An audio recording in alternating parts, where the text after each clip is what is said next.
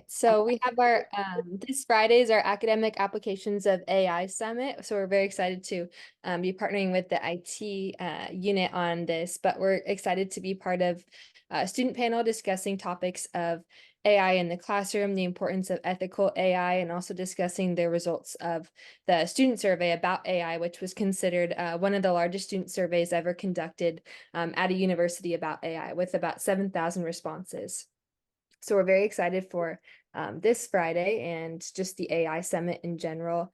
And in addition, CSU Hill Day is this week. So some students from our CSUs are in Washington, D.C. right now advocating on behalf of the CSUs, and our VP of External Relations, Melvin, is currently there advocating on behalf of SDSU and CSUs.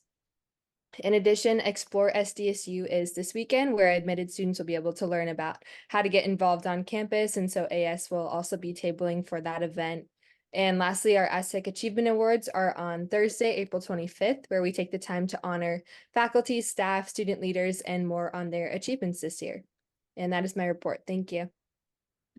Thank you for your report. I was wondering if I could follow up with a question. I'm wondering what are the critical legislative issues that you all are concerned about at this point in time?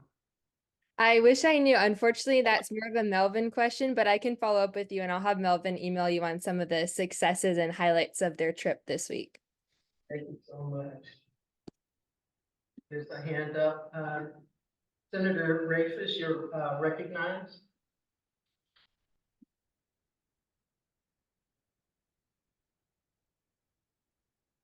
Senator Rayfish, you're recognized. You're muted.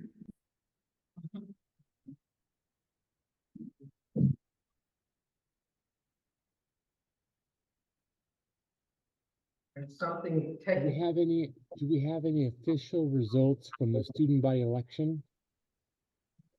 Yes, we do.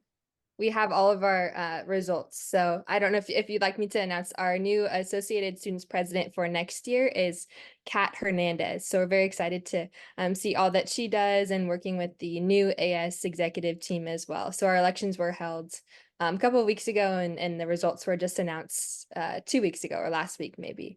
But yeah, it's bittersweet. My role is coming to an end, but I'm excited to welcome in a lot of our new student leaders. Thank you for all of your hard work. We're going to miss you, but wish you well and hope you have an exciting future. Thank you. Thank you. Any other comments or questions for her report? All right, thank you so much. We're going to then move on to our next time certain, because I know that he's here. Dr. Reed, you're recognized for your report on research and innovation. You're on. Thank you very much. Thank you to the Senate for allowing us to come today to talk a little bit about what has been happening in the Division of Research and Innovation as it relates to faculty and student research. So I am here for VPRI Madanat, who is actually in Washington, D.C. for the legislative days that's going on today. Next slide. So for what I'd like to talk about today is just some of the things that we've been doing in conjunction with our University Research Council, as well as things that we've been hearing from faculty, from deans in various meetings and various venues about reimagining our faculty research, scholarship, and creative activity support programs. Talk a little bit, describe to you our faculty recognition and award programs, and then close that out with discussing some of our new and ongoing undergraduate research, scholarship, and creative activity programs. And then there should be some time for questions and comments after that. Next slide, please. So as I mentioned, we've spent the last, this presentation is a culmination of several years of working with many stakeholders on campus to re-envision how we do our support programs for our faculty, our risk of support programs for our faculty and students. And I just wanted to hit on some of the discussion points that have come up over the years, again, from these various stakeholders. So, you know, we've been told many times by faculty, you know, the kinds of needs that they have and how the programs that existed before to support faculty RISCA may not be meeting the, excuse me, those needs. And so the first thing we sort of looked at in how to reimagine our programming is time. Faculty need time to conduct their research and their scholarship. They also need better or different kinds of opportunities to support their RISCA efforts. And something we hear again and again and again is just around communication, and that probably doesn't surprise anyone. I think that's unfortunately sort of a theme that we hear over and over again on this campus. The other thing that we focused on is the standardization of submission and reporting on all of these programs that we offer to our faculty and students, trying to create a more transparent review process. So we've initiated some changes around that. And then tracking outcomes and impact. So, you know, taking a look at what these programs are doing for our faculty and for our students, not just, you know, to see what people have done with the funds, but really to see the interesting kinds of scholarship that's going on. It gives us a sense of what faculty are doing and how we can highlight that through our different methods and modes of communication. Next slide, please. So what I'd like to discuss now are just, and I put these in two different kinds of buckets, and these are the yearly funding programs that we have for faculty for their RISCA, as well as periodic programs that don't happen obviously every year, and they're on some periodic timetable. So the other thing that I've done is sort of try to identify new programs that didn't exist several years ago from ones that did. So the first program that most of you who've been here a while know as the University Grant Program was rebranded a few years ago. We call it the Seed Grant Program. The funding for that program is about $7,500 up to $7,500 for 12 months of funding. And we made some pretty significant changes around assigned time being part of that program because we wanted to actually create an assigned time program that I'll mention later that actually reaches more faculty than we had for the seed grant or for the UGP program. The other program that's new and updated from the last couple of years is what we're calling the SDSU Grants for Established RISCA. What makes this different than the seed grant program is the seed grant program is really focused on seeding new ideas or bringing ideas that faculty have had or been doing with their research to completion. Grants for Established RISCA, that came directly out of conversations that we had with the University Research Council. And some of the faculty on the Research Council were asking about having a mechanism that would allow faculty to get support from DRI during the entire academic year. So seed grant funding, those applications open up in the fall. The money is given to faculty at the beginning of the next calendar year, but that's really, you know, it opens and it closes and it doesn't open again until the next academic year. So what the Grants for Established RISCA program does is it's open on just really throughout the entire academic year until the funds run out. And we have every year we've budgeted about $75,000 for this. It's on a rolling cycle, as I mentioned before. There is not a close date. However, once those funds have been used, we close the program and let faculty know. And we've done this now for 3 years. And interestingly enough, we generally have the funds all the way through till about the end of the fiscal year. The third yearly program that we've been doing now for several years and that came out of the pandemic is our assigned time for research. And so we have an individual program that faculty can apply for any use that will push their research, scholarly activities, or creative activities forward as an individual. We also have a team program where faculty can come together as a group of up to 3 SDSU faculty to receive 3 units of assigned time for each member of the group.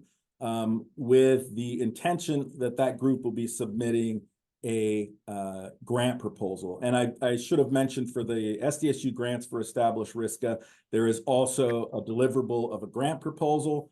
These do not have to be funded proposals, but just proposals that are completed and routed through the SDSU Research Foundation. So those are the yearly funding programs that we have. To log in, and this is what happens. I'm following the instructions. Oops. We have periodic programs as well. The equipment program existed before VPR Modnot came into this position, but we changed it slightly. This is a program that runs about every 3 years. It's used to fund all kinds of equipment, whether it's scientific equipment, whether it's equipment for woodworking, painting, etc., engineering. It can be for all that and above. DRI provides $200,000 in funding towards that equipment. The other thing that we did and the change that we made that's reflected here is that these funds can also be used to purchase databases. So in many fields, Fowler College of Business, for instance, in many of the areas of social sciences, faculty need or have a need to purchase data sets to do large scale data analysis for their scholarship. So that, again, is about every 3 years. We plan to run this program in the fall of 2024, so this coming up fall, and you'll be getting more information about that before the next fall semester begins. A new program that we started several years ago is a postdoctoral scholar support, where DRI provides 50% support for a postdoctoral scholar. Faculty that are selected, that apply and are selected for this program, put up the other 50%, and this is a 2-year program that's proven to be very, very popular. We received twice as many applications for the second time we ran this program compared to the first. And then another program that we started here in the last few years is funding for SDSU centers and institutes that essentially pays for centers and institutes to engage in research and scholarship and creative activities.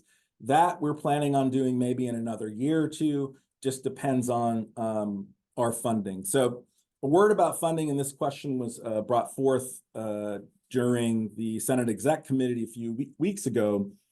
All of these programs are support programs for our faculty and are funded through various sources. So we have state funding that comes from the state of California.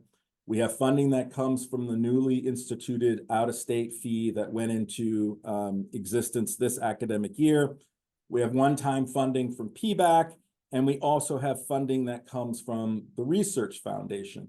The funding that comes from the Research Foundation is a portion of the F&A that comes back to the institution, that comes back to faculty and colleges, as well as DRI, to support these programs. And the share for DRI is is 15%, and for the last budget year, that works out to be about $663,000. So of course, these things can fluctuate. As we know, state budgets are good some years, bad in others. And then of course, the fluctuation that happens with the amount of full and direct grants that come back or that are done through SDSU determines the amount of funds that would come back to DRI. So about half of our funds of these programs that I just described, 47% come from the Research Foundation, 23% one-time funds from PBAC, 18% for the out-of-state fee, and then state funding covers about 12%. The Seed Grant Program is state funding. Grants for Established RISCA is state funding. Actually, the foundation provides about $100,000 for seed grant funding as well. Assigned time for research is being funded through the out-of-state fee. These periodic programs, the equipment is through the indirects that come back to DRI. Postdoctoral support is a one-time PBAC support, and center and institute funding also come from the foundation. And I'll talk more, like the student programs will now come from the out-of-state support, that out-of-state fee. and our faculty recognition and awards come from foundation funding. So that's in totality, that's what those percentages break down to. Again, fluctuates, and this is just funding for these programs. Next slide, please. All right, so oh, I see a hand raised by. Do you want to take the hand now, or do you want to go ahead and finish your presentation, ABPP? Whatever, Chair Bird, whatever is best for you all. All right, well, we'll go ahead and, Senator Reese, you're recognized? Should I? Oh, you might need the mic, yeah, hold on.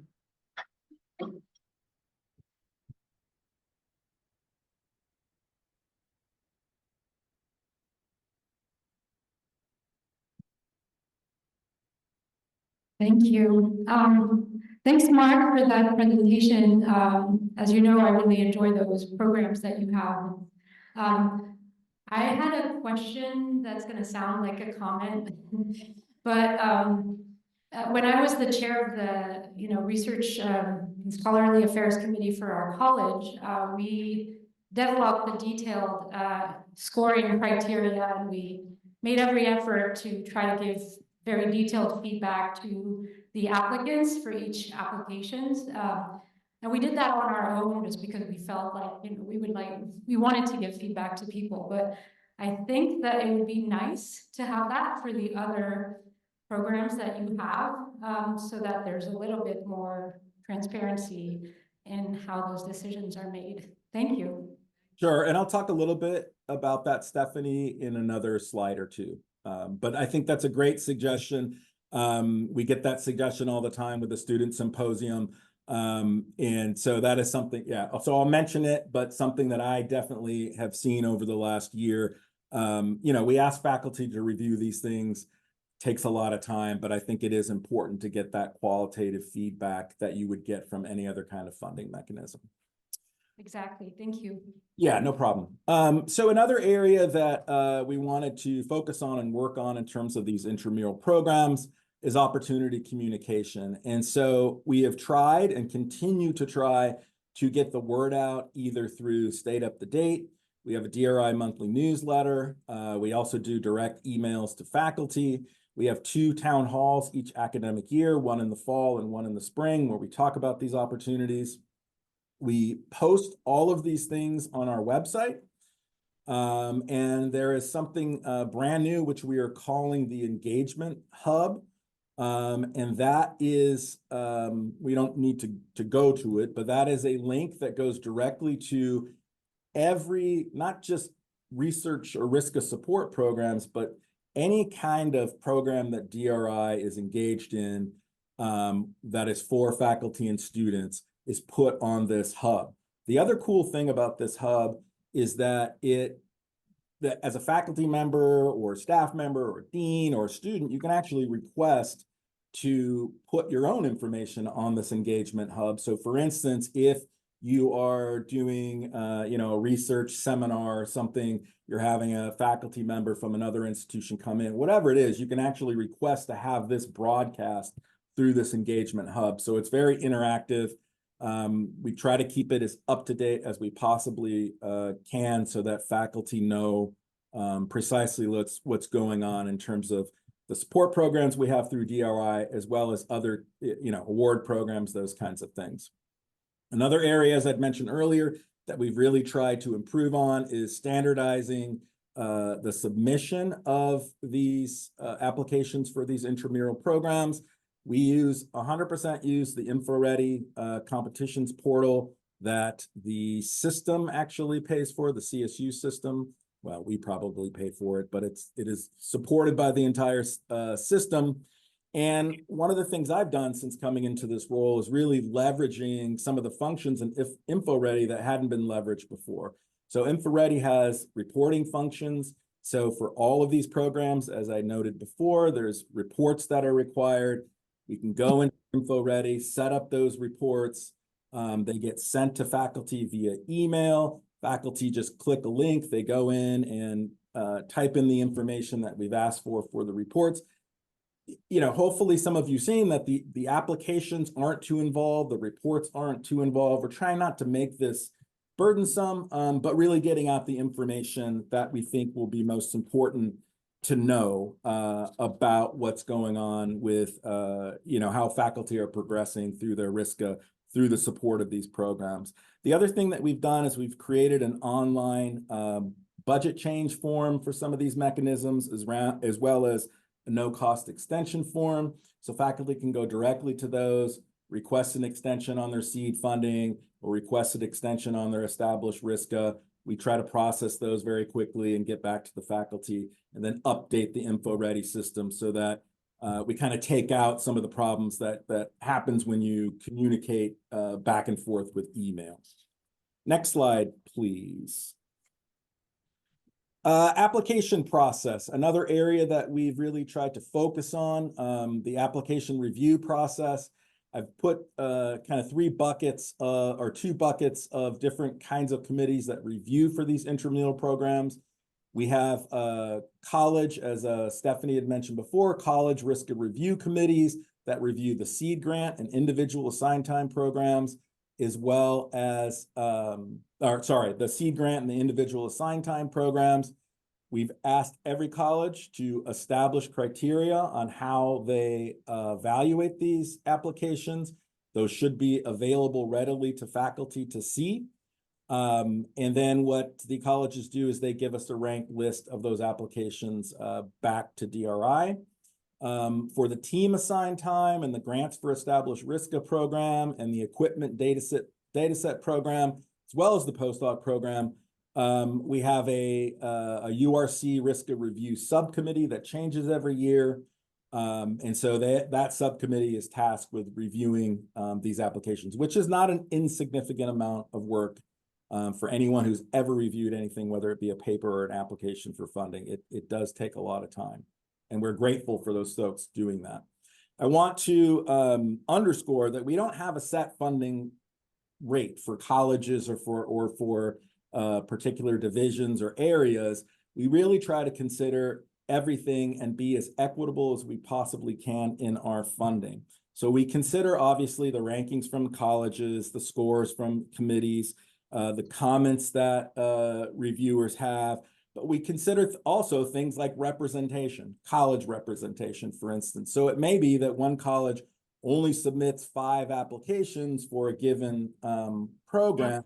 We may fund all 5 of those applications. So what we don't want to do is say, oh, we're going to set it at this rate and everybody gets this, because it does not take into account the important intentionality that we're trying to have in terms of what kinds of things and the breadth of things get funded here on campus, the portfolio of applications that we have. The other thing that we're doing is we're publishing all funded applications by these opportunities on our website, including funding rates by college and funding rates overall, again, for transparency. No. You have 4 minutes. I know, I will go quickly, Nola, sorry. Next slide, please. Okay, so I will go quickly through these next few slides. Reporting and impact, we're requiring reports for all programs. We want to hear about scholarly activities, particularly around student impact. And then we have a process for assessing these reports. I will say that we are trying to work and leverage other pieces of information so that we can make these reports even better than they currently are. Next slide, please. Just quickly, I wanted to talk a little bit about our recognition and awards for faculty. 2 years ago, we started the SDSU Outstanding Scholar Awards. You can see the different categories that we have. The Albert W. Johnson Distinguished Professor Award has been going on for 3-4 decades at least. Next slide, please. We created an Outstanding Mentor Award this year and gave it during the Student Symposium. We have a faculty book recognition event that happens every 2 years. And then every year there are presidential research faculty fellows that are selected. Nominees come from the colleges and they're selected by the provost and VPR Madanat. Next slide, please. So just quickly, the student risk of support programs that we have our SDSU undergraduate research program. Our new programs, our 20-week program that started this spring. We have our summer program that everyone hopefully is aware of. We also have funds for undergraduate travel or RISCA materials that's new. We have an undergraduate newsletter, professional development seminars, as well as a database for RISCA internship and fellowship opportunities for our students. Next slide, please. We've also tried to create more community around these events. So we've been doing, community building for our undergraduate research program participants. Next slide, please. And I just wanted to mention the student symposium that occurred at the beginning of March. We had a record turnout. There was nearly 500 presentations, over 650 student participants, and well over 1,000 attendees, and 85 awards were given out to students. So that's pretty much the end of my presentation. So I'll stop there for time. Thank you. And so, can we have a copy of your slide presentation already, Dorothy, so we will make sure that everybody gets access to it, because I know there are some questions. Chair Jacobs, you're recognized. Thank you, Chair Butler-Bird. I had a question about the one-time feedback request. Yes. I was kind of curious, those are meant to be one-time. How do you sustain programs that are on a one-time request? That's a great question, Gus. For the postdoctoral fellows, we never intended that to be a forever program, especially given its cost. And before, we've had other match funding, those kinds of things that have come from PBAC one-time funds. It isn't really sustainable, to be perfectly honest with you, as you know. So we've been turning to other sources of funding, i.e., leveraging the out-of-state funds to provide some backup to some of these things that we know aren't sustainable through the budget. We've also been going to philanthropy and looking at that. In fact, some of the funds that we have for our postdocs are being supported through the Conrad Prebys Foundation for women in STEM, particularly for those postdocs. So I think it's, like anything else, diversifying our portfolio and trying not to rely so much on very limited and continually getting smaller stateside funds. Can you clarify what you mean by out-of-state funds? Yeah, sure. There was a fee that was passed last year for out-of-state students, as well as obviously international students. And a portion of that fee comes back to DRI as well as IT for research, RISCA infrastructure needs. Some of it goes to students. Some of it is for faculty assigned time. We're going to be working on trying to develop and sustain and maintain our core facilities, which, all of that it helps everyone, our faculty, obviously, but then also the students that are working in those kinds of facilities and doing research. Thank you. Yep. Are there any other questions? Comments? I know there's a question in the chat about your presentation, and it's part of our packet already, I believe, so you should be able to get a copy of it there. But I'm seeing no other hands raised, and so we want to thank. Is there a hand raised? No. Okay. Thank you, AVP Reed, for your very thorough report. Thank you very much, Chair Butler-Bird. Appreciate it. Thanks, everybody. You. All right, so I can't tell, is interim Provost Tong here? I'm here. Here, okay, you're right on time. All Welcome. right. Thank you very much. Let's see. Okay, let me start with enrollment management since Mario already put the slides up. Okay. Can you fit on the screen? Yeah, okay, perfect. Perfect. I just want to give you all a few updates on the admissions and all at all level. They've been really busy this month. Starting with freshman admissions, and then now we're in transfer. Now we're going to graduate levels. So if you look at these numbers, you will see that we've been very careful about meeting and also considering different colleges and different deans' requests. And if you look at the business college, you can see that we are not admitting as many, okay, this year, fall 2024, compared to 23 or 22 even. So we've been really sensitive about what they can handle, what they have, where they have capacity and so on. And where the colleges, where they have the capacity, we increase them. But overall, as you can see, we are roughly about the same as in 2022. Okay. Next slide. By the way, Mario has this slide for you, so he can give you a copy of this power presentation. And then the mean GPA by colleges is really impressive, as you can see, almost 4.0 everywhere, and a lot higher in some areas. So we've been getting really, really good students, averaging 4.08 this year again. Next slide. Oh, Arlette has a question. Do you want to take it now or finish your report first? Okay, let me finish it. She can wait. She said she can wait. Okay, perfect. You're fine? Okay. Oh, okay. So please go ahead and proceed with the rest of the. Okay. All right, this is the breakdown for the admit percentage based on GPAs. As you can see,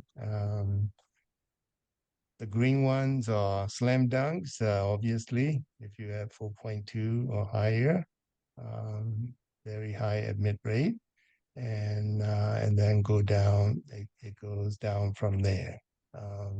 So 4.0 to 4.19 is about 50%. And anything lower than that, the admit rates are lower, but of course, this is the overall average, right? And in some areas, these might be a little different. Okay, next slide. So the transfers, we are also lower this year, 8,064 compared to last year. And so we're actually closer to fall of 2022 than fall of 2023, right? Or the transfer admission numbers.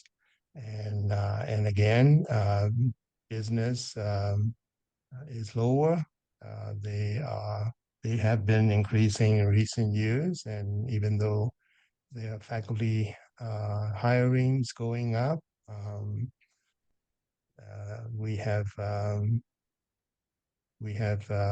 we're trying to be sensitive to what they can manage.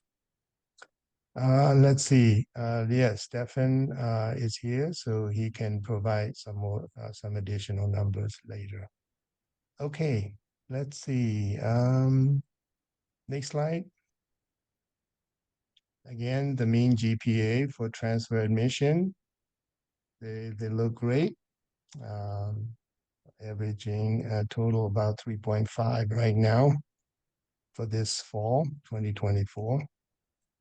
And higher than 3.45 last year and 3.37 in fall of 2022. All right, next slide.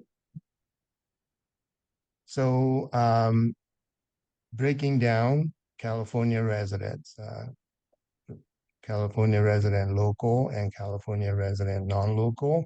That's the breakdown. And again, the numbers for out-of-state students hasn't changed much. and international students are down a little bit, but overall, our numbers are again closer to 2022 than 2023. Okay. Next slide. So graduate admissions. For graduate students, comparing roughly about the same time, first week of April every year. So we have these numbers. If you look at the total number, 536 number for last fall, that number near the bottom, second last line, and that was an unusually small number, 536. That's because of all the issues we had last year with my SDSU and other technical issues, and some graduate admissions process was impacted, but we're back to our normal process now. So the numbers are a lot higher. And in fact, the departments and schools and colleges have all the files they need to review and admit um, as we have before my SDSU issues. So the numbers are looking good. And next slide might show you where the breakdown is right there. So Stefan and his team working really hard to get more than 8,500 graduate files already sent to the departments for review and decision. So this has been there for quite a few weeks now. So they have everything they need to get all these files moving. I want to thank Stefan and his whole team for working on this despite some remaining residual issues still. So we found some ways to get around some of the challenges. Okay, next slide. Explore SDSU. We sent out a message yesterday, I think, asking more volunteers. So if you could help out on Saturday, April 13th, I think Stefan is still looking for more volunteers to host lots of students and parents expected on April 13th. I remember last year I was walking around the campus and looking at different classrooms for different majors. A lot of them were full, overflowing. So we're trying to get bigger classrooms this time, and hopefully we can accommodate all the visitors. Next slide. So for summer, this coming summer, the numbers are looking good. And as you see, the green line is for this summer compared to previous summers. As of this week, we have 7,790 students enrolled. And as you all know, we are trying to use summer as much as possible because that's when we have the capacity, especially the science labs, the wet labs, and also summer is a great way for our students to catch up and to take care of DFW issues, and then taking care of bottleneck classes. So we're glad to see this number increasing. And a lot of colleges are also starting to offer more and more classes at all levels, not just lower division, but also upper division labs and courses. Next slide. So FTES comparison over the years, summer of 2021 to this coming summer. So the numbers are increasing and different colleges have added a lot more than others. So I appreciate all the departments trying to offer more classes to help their students during the summer. So right now we're at about 66% to the target, but we will get there as we admit more students. Let's see. Next. And let's see, since Stefan is here, let me ask him if he has anything he wants to add. Bill, thank you. No, I don't think so. I think you covered just about everything. And as Pam also put into the chat, there will be a more holistic report that's provided to the Senate at the next meeting that is working its way through AP&P right now. Great. Thank you. Paulette? Sean has a question. Yes. Are you hearing me? Oh. Yeah, or I still need it. So thanks so much for the report, and yes, I'm coming back to something that I hinted to with a sec as well, and I'm just curious. I know you give these numbers in the fall, but like the 4.1 GPA for admitted students is really nice, it's really high.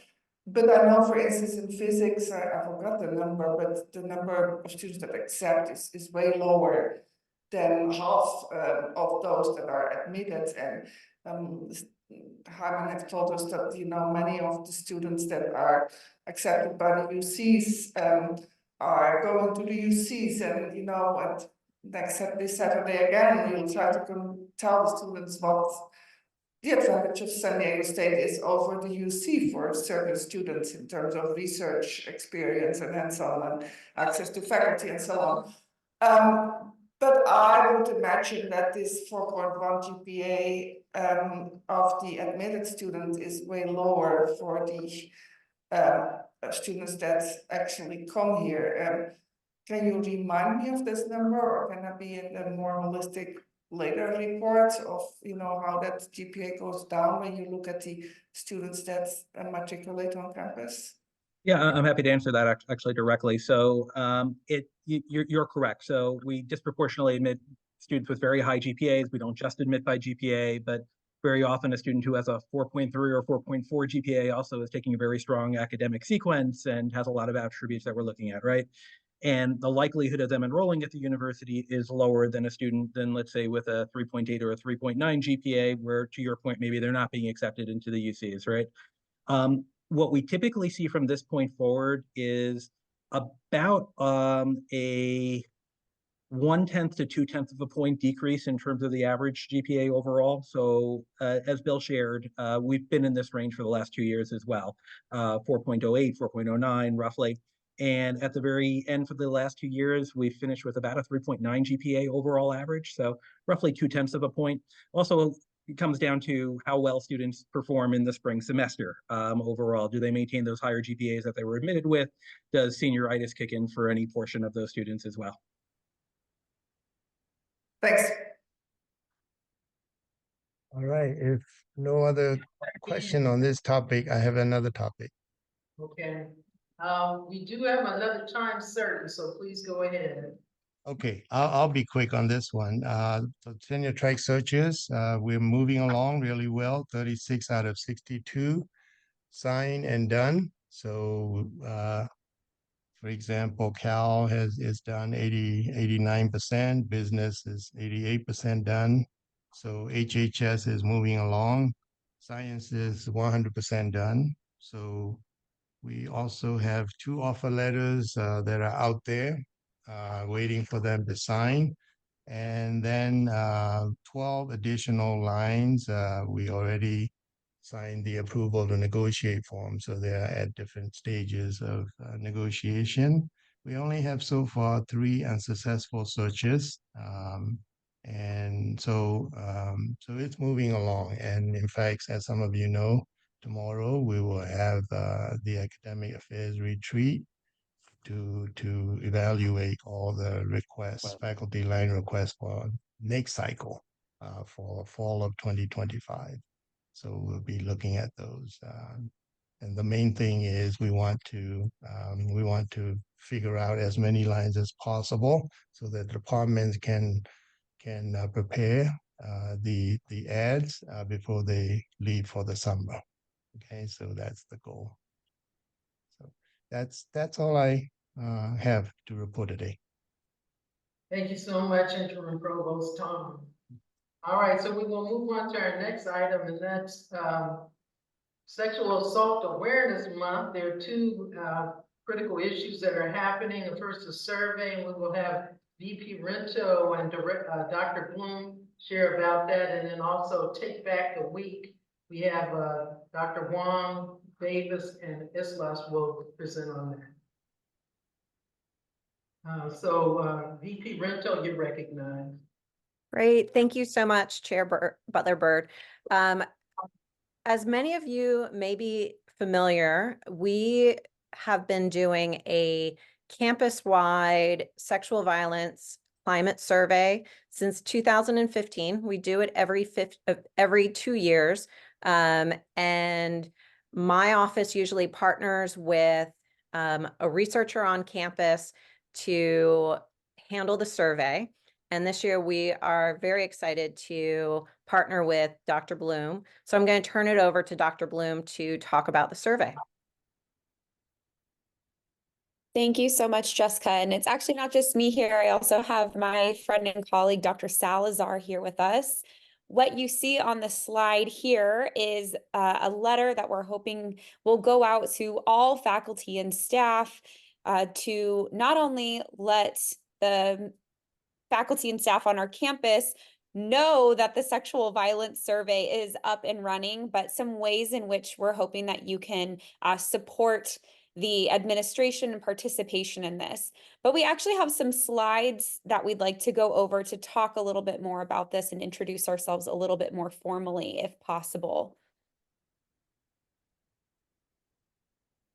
Awesome. So I'm actually going to pass it off to Marissa to start us off. Thanks, Brittany. Hi, everyone. I am Marissa Salazar, and I am partnering with Brittany Bloom. We are co-founders of Side of Change Consulting. And so we wanted to just tell you a little bit about our background. Can you go to the next slide, please? And why this survey is so important. So a little bit about myself. I am a graduate of SDSU, master's in psychology and PhD in global public health. I'm currently faculty at Cuyamaca College. For those of you who aren't familiar, that's a community college in the Rancho San Diego area. And my research interests really are around sexual violence and how sexual violence and experiencing violence is related to adverse health outcomes, including things like risky sexual behavior and substance use.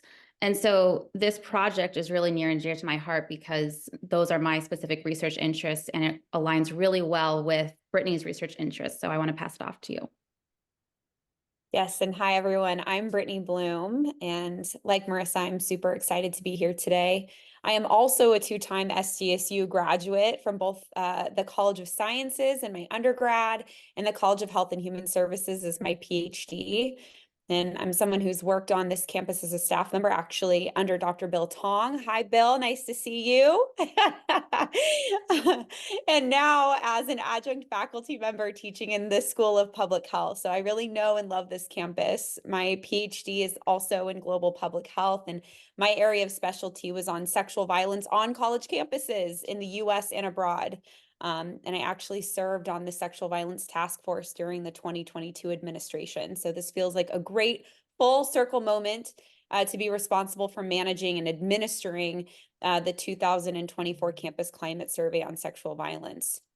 And so together, Marissa and I make up Side of Change Consulting. And one of our goals as a company is to help organizations like San Diego State broaden their impact through evaluation and to help them bridge this gap that exists between research and practice. We've worked on a handful of educational programming and evaluation projects, and a handful of those have been focused specifically on sexual violence and harassment prevention. So this is an opportunity that perfectly aligns with both of our expertise and our interests. Next slide, please. So what is the Campus Climate Survey on Sexual Violence and why is it important? One more slide for me, please. So as Jessica mentioned, the survey has been a really important part of SDSU's efforts to understand and prevent sexual violence since 2015, nearly 10 years worth of this survey being administered. And this all started when the White House Task Force to Protect Students from Sexual Assault began under the Obama and Biden administration. The task force was created to strengthen and address compliance issues and to provide institutions with additional tools to respond to and address sexual assault on campuses. And of course, to bring awareness to sexual violence on campuses in the US. As we've stated, the first survey was administered back in 2015 and has been administered every 2 to 3 years since then. Please check out the sexual misconduct response and prevention link for those of you who are interested in what previous versions of the survey look like and what previous results looked like. But moving over to the right-hand side of the slide, which is kind of where Marissa and I step in, it's about the survey this year. We are so thrilled to be taking over this effort from our incredible predecessors, Dr. Emilio Yoa and Dr. Mary Joyce Wan. And we've had incredible support so far from Jessica Rento and other SDSU faculty and staff and students. This year, the survey was designed in collaboration with the SDSU Sexual Violence Task Force and the Campus Climate Survey Committee. The survey is currently open. It launched yesterday. We already have quite a bit of traction happening there. And it's going to be available until May 19th. So a little bit after our current graduates walk across the big stage in Viejas Arena. And invitations were distributed to all of our currently enrolled students. Each student received an individual link to their SDSU email addresses to participate. We have various incentives available to our students who do participate, ranging from $10 gift cards to Apple Watches. And the goals of this survey have really remained pretty steady since its inception, including just better understanding the prevalence of sexual violence and relationship violence on our campus, how students are utilizing our current campus resources, how they engage in help seeking, whether or not they're engaging in bystander behaviors, and also what students know about our reporting policies here at San Diego State. The results from this survey will be used to further develop prevention and intervention programming that's aimed at reducing sexual violence in the SDSU community. And we're really trying to provide opportunities as well this year for students to provide their own voice in their experiences with sexual violence and our resources here on campus. So that's a little bit about the history and about what we're doing this year with the survey. Next slide, and I'll pass it on over to Marissa. Thanks, Brittany. So as Brittany already said, we have a couple hundred responses just from the survey going out yesterday. So we're really excited about that. We'll be sending out reminder emails every Monday for the next 4 weeks to those students who have not taken the survey yet. And they're staggered at different times to capture students maybe who are checking their emails at different times. And so what we all wanted to address is how faculty can help spread the word about the survey. Next slide, please. As Brittany said, the surveys are distributed via an individual link in the emails. So you all can have conversations about why it is important to participate in this type of study. I'm sure you all know that April is Sexual Assault Awareness Month, and so that would be a really great place to start talking about an in-class discussion, or maybe if you teach online, a discussion thread about Sexual Assault Awareness Month and the importance of completing this type of sexual violence campus climate survey. You can offer extra credit for students who have proof of participation in the survey, and we built a page into the survey at the end, asking students to record a screenshot or print it out for their records. And even designating specific class times to allow students to complete the survey. It takes about 30 minutes to complete.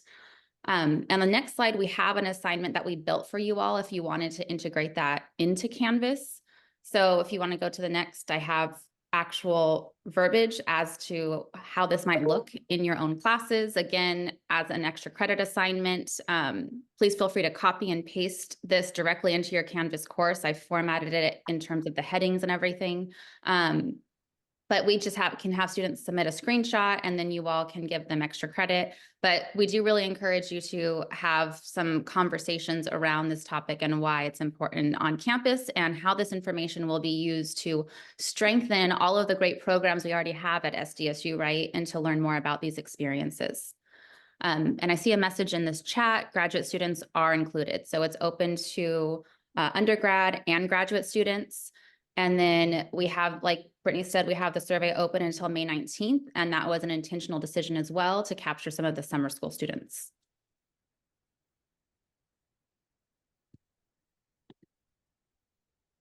Any questions? Any questions or comments? Just really want to reinforce and encourage everybody to please encourage your students to participate. We really need accurate, good data. Senator Stupin, you're recognized. Chair. Just a quick question. The letter to faculty on page 56 and 57, is that the old version from 2 years ago? No, that has already been updated with some updated language, and it's gone through, I think, the approval processes. I could give you the names, just not off the top of my head. But I think the correct people have already taken a look at that and approved the language for going out. Right, because currently it's still signed by Senate Chair Will Weston, Okay. and who's not Senate Chair anymore. So that sounds like we need to update maybe 1 or 2 additional things. We're happy to take whatever edits are needed to make sure that we can get that out. Will Velosa. Thank you, Senator Stupin. All right, so Senator Carter Curtis, you're recognized. Thank you. I just wanted to take time to say thank you so much for the very important work that you're doing. This is a very much needed thing, and I'm so grateful to you both for coming and presenting today. Thank you so much for that acknowledgement. We're so happy to be here and excited to be taking this role on our campus and for our students. Thank you.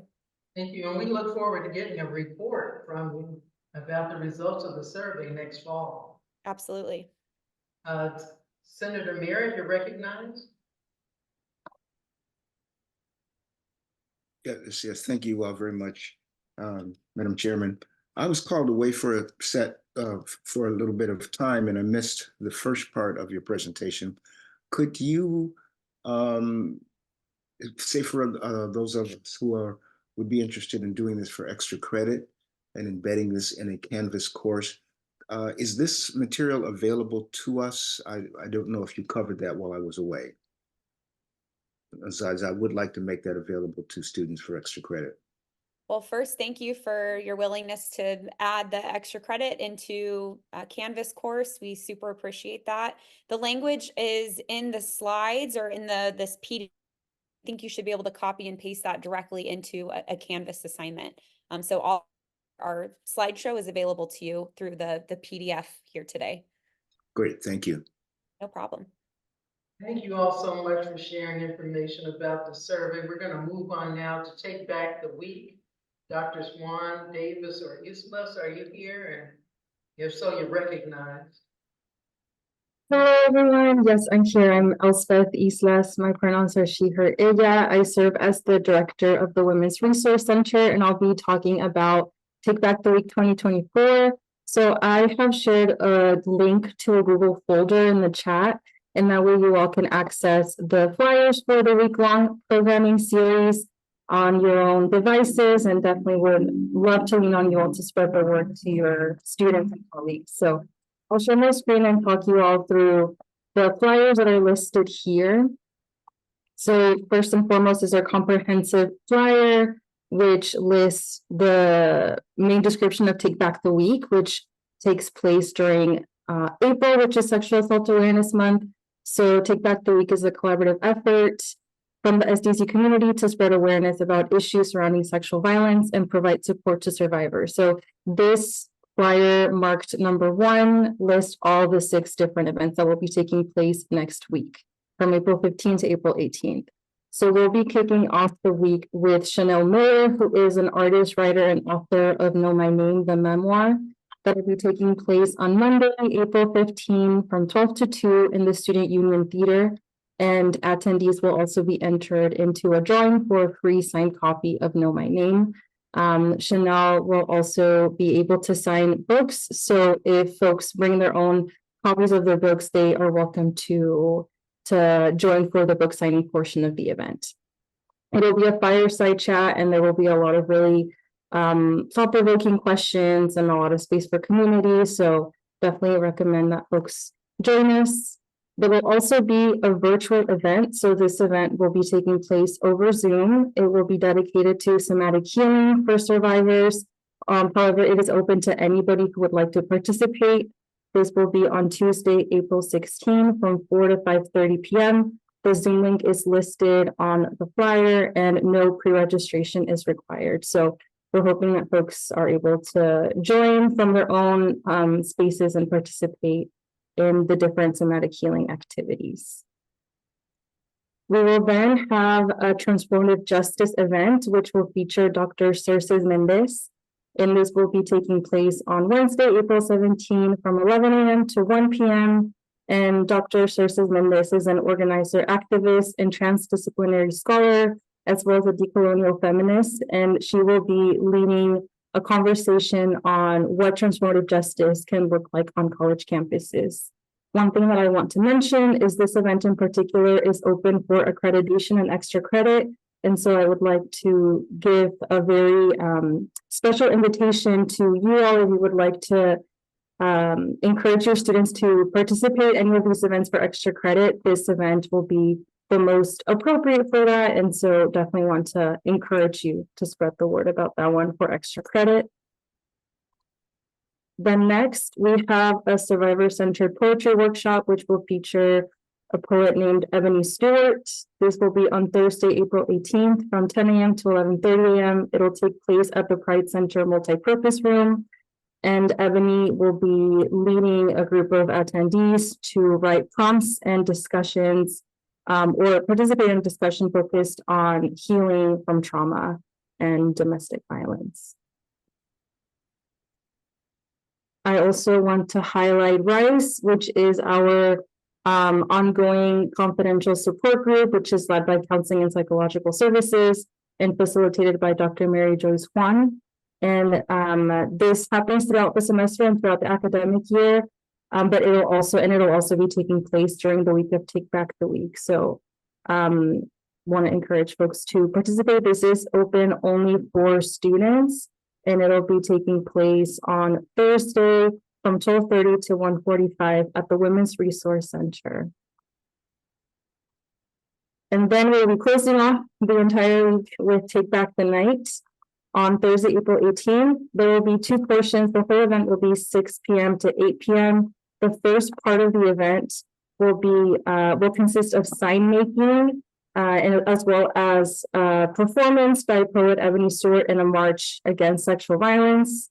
And then we'll be closing off 7 to 8 p.m. with an open mic and survivor speak out. Both of these portions will take place at the Student Union. We'll start off in the Student Union courtyard for the poster making, the performance, and then that's where the march will begin. And then we'll close off in Templo Mayor for for a cozier space for the open mic and survivor speak out. I know that's a lot of flyers, so definitely want to encourage you all to visit the WC Programs and Events website if you would like to gain additional information. And just another shout out for the extra credit accreditation opportunity with Dr. Circes Mendez. Well, thank you so much for this fabulous set of events that you have coming up and for your thorough presentation of them. We really appreciate you. I have a little bit to add on to that too. So, Holly, I'm with Wellbeing and Health Promotion. And so I have a few sexual violence prevention events coming on this month too. Not in the Take Back the Week, but surrounding Take Back the Week. So after I talk, I'll put the flyers in the chat, but I work with Frat Manners and Sisters, so Greek life on campus doing sexual violence prevention work. So we have a spike ball and sex ed tournament this Thursday from 4 to 6, and it's on the ENS field. So that will be an opportunity for students to come out, be a little competitive, play spike ball, but we'll have a lot of safer sex supplies and a lot of campus resources for them. Additionally, we are planning an event for Denim Day, so April 24th. That will just be near the library, Campanile Walkway, and we're doing a denim exchange and then going to teach students about the history of Denim Day and kind of get that conversation started. So that's in addition to Take Back the Week, and I will put the flyers in the chat right now. Thank you. And is Dr. Wan here? Did she need to make a presentation? Right. Well, thank you both so much. I'm glad that you developed this fabulous programming, and we look forward to encouraging our students to participate. We are now going to move on to item 6.8, Native American Graves Protection and Repatriation Act. And we have University NAGPRA Coordinator Lennox to present. Hi, everybody. Can you hear me okay? Yes, we can. Awesome. Okay, so my name is Jamie Lennox. I've been the University NAGPRA coordinator for the last couple of years, but I've been doing NAGPRA work on behalf of the university for about 13 years. And I'm very grateful to be speaking with you all today and provide some basics about NAGPRA and what all we've been up to at SDSU NAGPRA-wise. Next slide, please. Okay, so for those unfamiliar, NAGPRA stands for the Native American Graves Protection and Repatriation Act. This is federal legislation. We also have state level legislation with CalNAGPRA. Both federal and state laws work together, with CalNAGPRA essentially filling in some of the gaps of federal NAGPRA. Compliance is required for all institutions and agencies receiving federal or state funding. And I could go on and on at length about the specifics of the regulations, but I'm just going to stick with the basics. In a nutshell, NAGPRA is human rights legislation. It acknowledges the fundamental human right of Native Americans to their ancestral human remains and cultural items. Federal NAGPRA was first enacted in the 1990s, with CalNAGPRA following in 2001. Both have undergone changes since, all of which are meant to facilitate the respectful and timely return of ancestral remains and cultural items to tribes. Next slide, please. So what falls under NAGPRA? Simply put, Native American human remains, which are referred to as ancestors, and items identified as having cultural significance to tribes. Federal law applies to federally recognized tribes. CalNAGPRA applies to also non-federally recognized tribes and lineal descendants. And it's important to know that both federal and state law recognizes that tribal knowledge and opinion is expert knowledge and opinion. In the past, the laws essentially allowed for academics and professionals to override the wishes and requests of tribes. However, with relatively recent updates to the regulations, this is no longer the case. And other very important recent updates include the federal mandate for no use of Native American ancestral remains or cultural items without the consent of culturally affiliated tribes. And then further, CalNAGPRA takes it a step further and stipulates that there's to be no use of California Native American ancestral remains or cultural items for any purpose whatsoever. This includes teaching, research, putting items on display. Okay, next slide, please. Okay, so when it comes to the CSU, the California State Auditor's Office conducted a legislatively mandated NAGPRA compliance audit of the CSU system in 2023. The final report is public and available online, and it followed a similar audit to the UC system, which was conducted in 2020. The CSU as a whole was looked at, but 4 campuses were chosen for an in-depth examination, including SDSU. And overall, it was found that the CSU had fallen well short of its NAGPRA and CalNAGPRA obligations. As a result, Assembly Bill 389 was passed last October to ensure the CSU was brought up to compliance. The bill includes mandates for the creation of a CSU system-wide NAGPRA oversight committee, as well as campus-specific oversight committees, and also again clearly states that absolutely no use of California Native American ancestral remains or cultural items for any purpose whatsoever. Next slide, please. So how did SDSU do? While SDSU was found to be generally compliant, there were areas in which we were lacking, namely that we followed the letter of the law, but not necessarily the spirit or intent of the law. And it's never fun to get audited, but the report did clearly show us where we've fallen short and has given us ample opportunity to improve our practices. So in that context, we can look at SDSU's NAGPRA efforts as pre-2020 and post-2020. Pre-2020, we were generally NAGPRA compliant, but we were working with tribes on a case-by-case basis if and when the tribes approached us. Now, post-2020, we've dramatically increased all NAGPRA-related activities. We've been in continual consultation with culturally affiliated tribes on identified campus holdings. And currently there are approximately 700 collections undergoing the NAGPRA process right now, which will culminate in repatriation. And this is approximately 3/4 of SDSU's known holdings at this time. So we also submitted an initial campus repatriation implementation plan to the CSU Chancellor's Office in December. And this plan will regularly be updated as our NAGPRA work is ongoing and keeps evolving. Next slide, please. All right, so we will be conducting annual campus-wide surveys to ensure that we have an account of any holdings of Native American ancestors or cultural items. Our last survey was conducted in 2021. So now with the new federal regulations, we need to account for everything removed from outside of California as well, especially since we need to ensure that these items are not being used without the consent of culturally affiliated tribes. And I'm here to help anybody with this, whether it's assistance in identifying what you have or with the NAGPRA process itself. Our goal is not just compliance, but also transparency and collaboration with tribal communities. We really want to make sure that we are continuously working to fulfill that spirit and intent of NAGPRA law, not just the letter of the law. We're also working on a formation of our NAGPRA or Cal-NAGPRA mandated campus-specific NAGPRA oversight committee. Previously, we had a task force, which was formed in light of new Cal-NAGPRA legislation in 2020, and that essentially served as our oversight committee prior to the latest Cal-NAGPRA legislation as of last October. Information on that task force can be found on SDSU's NAGPRA website, which will be updated accordingly as we continue to move forward. Membership in the newly formed committee includes campus-affiliated personnel, as well as representatives from local tribal communities. The Oversight Committee's duties will be creation of a formal SDSU NAGPRA policy and ensure implementation of NAGPRA best practices, which will continue to evolve as we continue our NAGPRA efforts. And really the main takeaway here is that we are committed to doing better and forming lasting best practices for the campus. This is a campus-wide issue, so beyond self-reporting surveys, there will be ongoing efforts to reach out to all departments to ensure that everything is being accounted for and that we as a campus are taking responsibility for any NAGPRA-related actions needed. Okay, and last slide, please. So these slides will be made available to you, so I wanted to include some resources for those of you wishing to learn more. Of course, I'm also here to answer any of your questions. So again, there's my contact info. And obviously, this is a big oversimplification of a very complex issue. So please feel free to reach out to me with any questions, comments, or concerns.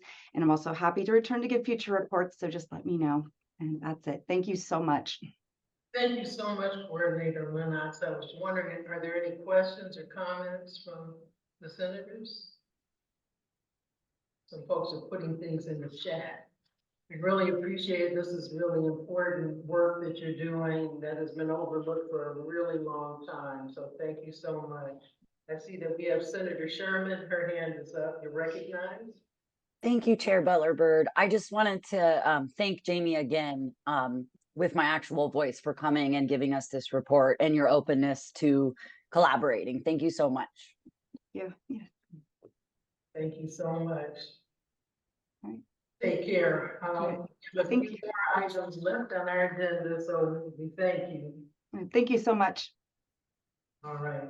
So I do have a short report from the Senate Executive Committee that I'd like to give. First of all, April 17th is a National Day of Action for Higher Education. As you know, higher education is under siege across the country. And this is an opportunity that's being sponsored by the AAUP to mobilize our campuses regarding issues such as the defunding of higher ed, attacks on DEI, and other ethnic studies. So it's a National Day of Action. We are working in collaboration right now with CFA and hopefully also associated students to pull something together There will be a national event that will be going on that we're going to pipe in, but we're hoping to also have some space for folks to participate on our campus as sort of a town hall next week. So we'll be in touch with you with more information about that. We also wanted to give an update about the discussion board footer. In response to the freedom of expression, their action item, we have consulted with numerous sources. We researched footers across the country. And after consultation with ASCSU faculty and ASCSU leadership and other CSU senates, we've decided that the footer on the Senate discussion board will remain for this time. The footer cites Senate policies and provides an important reminder to those who post because it encourages reflection, shared governance, and participation. So that's where we are with that item at this point in time. Regarding the recordings, we have also worked with freedom of, that was another item that freedom of expression brought forward.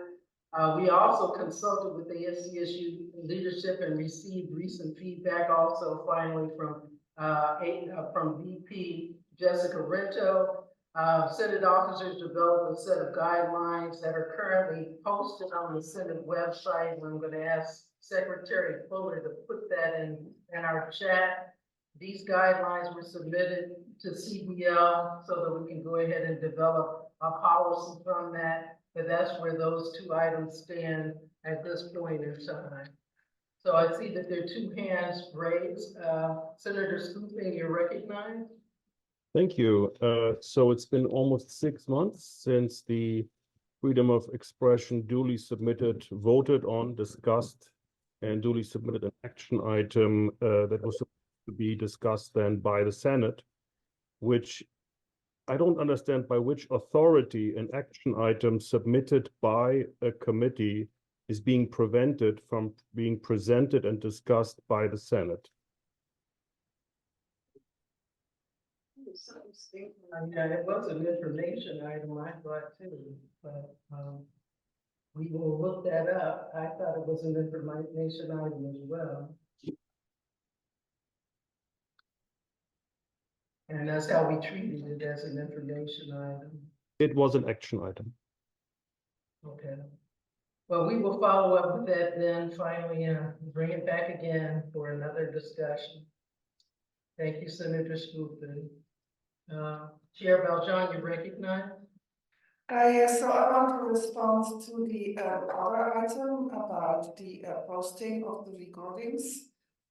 Is it on? Yes, Mike. And so CBL has been asked to give feedback to these rules that are temporarily in place.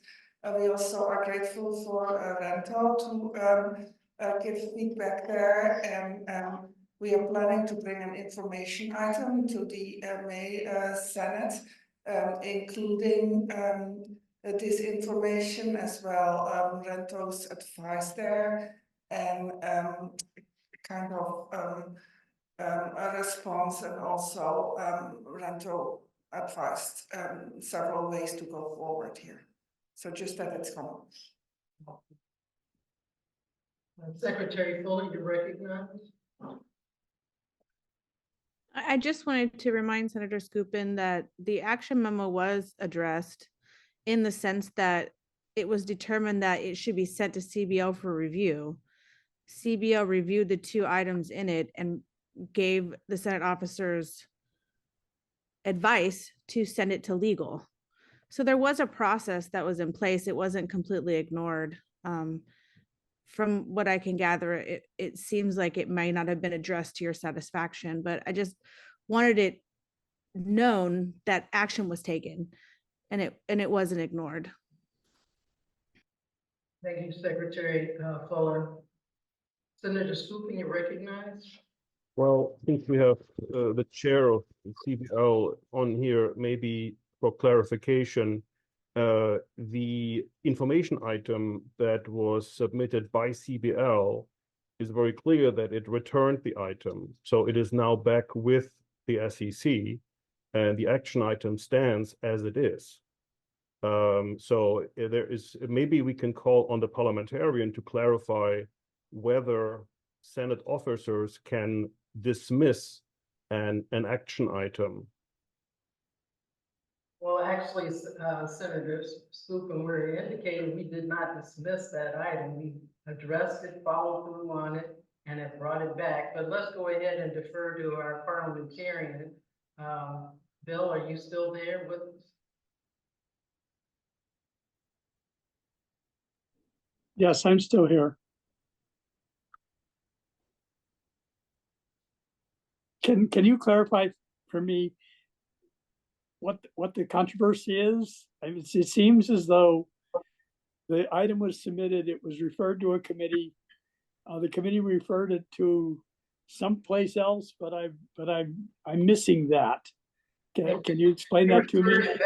Well, they referred it back to Senate officers and recommended that we get consultation, which we did. Okay, I still don't understand what the gripe is. Senator Scoopin, you recognize? The gripe is that the action item stands as submitted. But it hasn't been considered by the Senate. Is that what you're telling me? Exactly. Okay. Chair Butler-Byrd, do we know why it hasn't been put on the agenda? In all honesty, we didn't think that it was necessary for it to be brought forward, but we will if that is the will of the body. Would it help the person who is bringing this up? Would it help if the Senate put it on its next agenda? Yes, and that would be the proper course. Okay, well that would be my recommendation then. Let's make sure that at the next Senate meeting it goes on the agenda. Thank you very much. We will do so. All right, we have a couple of additional reports that we'd like to get to, unless there are more questions or comments. All right, so we will move on to Senate Vice Chair report. Chair Murdoch, you're recognized. Hi, everyone. Can we get the report pulled up?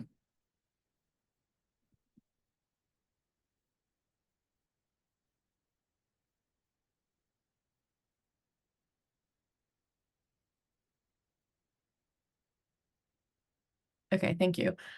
So this is the state of the referral chart, such as it is right now. There are some referrals in process that I'm working on that will hopefully be submitted by the next Senate meeting.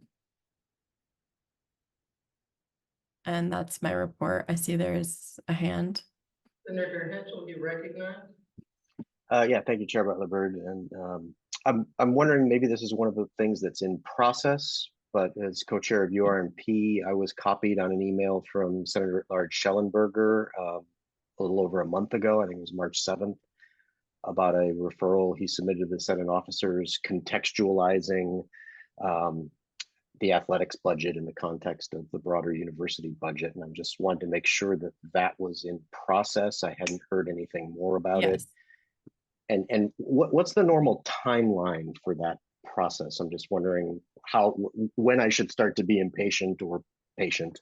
Yeah, so it's in process. What I was doing was, because I know that this has historically been an issue that has been brought to Senate before through previous referrals. So I was looking to see if there were previous referrals that I could pull from to create that referral and to draft it. It does take time. I have a lot of referrals that are sent to me, so just making sure that I get the additional context needed, and also to make sure it's routed to the correct committees, and if there are collaborators, that those are also included on the referral. So I will, yeah. And am I correct in assuming that committees should not really start working on something in this situation until the formal referral has been processed? Well, see, we don't want to get started on something prematurely, so that's why I'm asking about just kind of how the process works. So thank you for all that, and we'll be looking forward to it by the next Senate meeting. Okay, thank you. Also, we only have 3 more minutes left in our meeting, and we have 1 more report. I was wondering if we might be able to get a motion to extend the meeting by like 5 minutes. A motion to extend? Did you say 5 minutes? Yeah, 5 minutes. Is there a second? A second. Thank you. Who made that motion? The motion was made by Chair Hernandez and seconded by Senator Rose. Okay. Anybody decline extending for 5 minutes? Seeing no hands raised? Is there a hand? Oh, well, I know your hand was already raised. Yeah. Okay, thank you. So Senator Beljean, you're recognized. Just a quick remark here, because this is all confusing and all. No, maybe I talk a little louder. So the 23-24, which is about the listserv. I mean, it's decided now what happens with it, but I think it should not be under CBL except for in post-processing or something like that. So just a remark that to pay attention of that. So. Thank you. Did you hear that, Vice Chair Murdoch? It was a little bit hard for me to hear at the beginning. So can you reiterate? Sure. So that item is not longer on the list of points that CBL will talk about, but I know sometimes items stay a little longer, so you know that you have to move it to the next spot. Okay, thank you. Noted. Thank you. All right, any other hands? Seeing none. So we will now move to Senate Treasurer report. Treasurer Sharma, you recognize? Thank you very much. I'm waiting for the report to show up. I think you see that it shows the expense report, including the release time and stipends, plus the other expenses such as food and catering, and as well as equipment. So that's what we have. Thank you very much. Are there any questions? I'll say, Chair Walsh, you recognize? Thank you, Chair Butler-Byrd, and thank you, Treasurer Sharma. I had one question. I noticed the Senate chair isn't listed as one of the payees. Is that an oversight? No, it should be mentioned. If not, it may be just oversight, actually. It should be mentioned here. Okay. So if not, yeah, I think this is a good thing to cross-check it, but I think it should be mentioned. We'll make sure it's Yeah, added into yeah. the next. Report. Okay. And then I had one other question. For the ASCSU reps, are they provided something out of the Senate funds, or are they provided something out of the CSU wide funds, or from another source of release time? I can answer that question. Yes, they do receive assigned time from the statewide Senate, but it's funneled through our Senate office. Okay. So then they do receive assigned time. Even our first year senators receive assigned time, 3 units of assigned time each semester. And then also because we have to travel, it's been several days up in Long Beach. There is some travel funds allotted as well. for transparency, could that be included on these reports then, since it is funneled through the full Senate? Yeah, we can probably do that. Can't we, Mario? Sorry, I was in the middle of helping someone. We can arrange to have that done. Absolutely. Thank you. Welcome. Thank you. Any other questions or comments?